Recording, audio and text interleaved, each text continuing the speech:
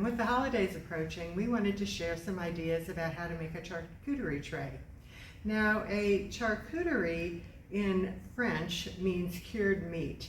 And obviously, there are a lot more things than just cured meat on most of the platters that you will see. And often people call it a grazing tray because many people will come and just sort of pick and choose the various things that they like. So I wanted to start out and just talk about the basis of the charcuterie tray, which is the board. And there are all sorts of options for what you can do.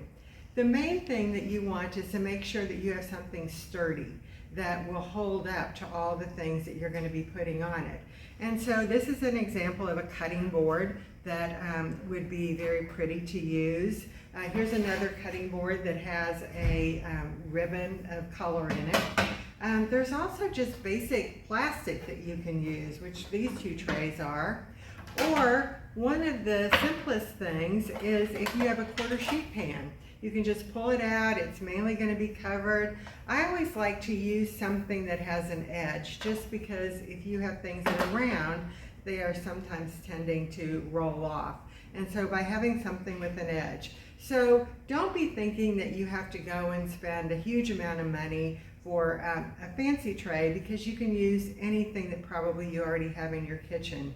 Some of the other things that you will want to look at having are bowls, and these are small little bowls, and they're perfect size for some of the things that we're going to be including with our charcuterie today.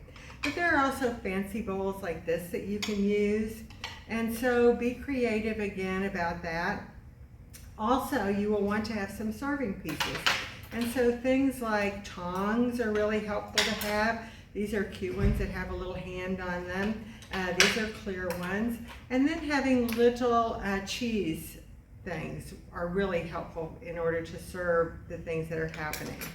So don't be intimidated by thinking you don't know what to put together for a charcuterie tray or a grazing tray. You can go to any store and look at all the different options. And there's a couple of things that you really want to be paying attention to. You want a variety of different meats and cheeses, kind of as the basis of this tray. And so you want to look at maybe having 2 ounces of meat and 2 ounces of cheese if you're serving this for appetizers. If you're using this for a light meal, you probably are going to want to do 3 to 4 ounces of meat or 3 or 4 ounces of cheese. And so look at all the various options. And so if you have a theme, you might want to look at the colors of things. You certainly want to consider the taste. For example, when you have something salty, like some of the cured meats, you want to have something that is maybe sharp or maybe a little acidic to go with it, so that you can balance some of that out. And so just look at the things that seem attractive to you or seem appealing to you and give them a try. The other thing that you want to think about is having something crunchy to serve them with. And so you will often be looking at crackers, you might be looking at baguettes. We have here some pretzels.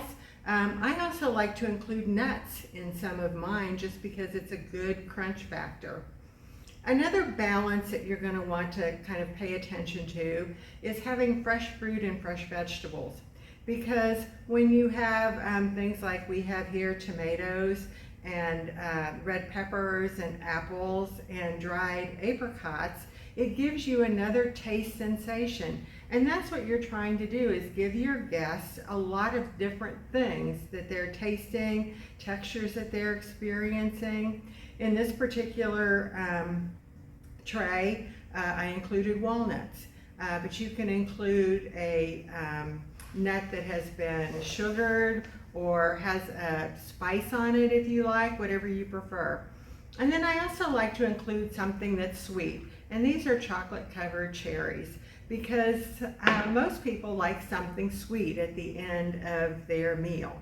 And so when you go to the store, keep in mind, I want creamy, I want crunchy, I want bright colors, I want salty, I want briny, I want fresh, I want dried. all the different textures. And then you want to look at making them different heights. Because you want this to be a three-dimensional tray so that people's eyes are kind of going up and down the tray. And so for this particular one, we have prosciutto, we have a very sharp cheddar, we have apple, we have mozzarella, red peppers, a couple of different kinds of crackers, a port wine cheese ball, we have hummus, we have a salami, we have a couple of different kinds of olives, we have dried apricots, and tomatoes. And then on the side, because again, there are not necessarily rules that say everything has to fit on the tray, on the side we have the pretzel crisp and the chocolate. And so hopefully this gives you an idea of things that you can do at home, because it's a fun kind of adventure to go to the store, see what they have, try different things, and maybe bring some new taste sensations to your guests. So hopefully you enjoy these tips.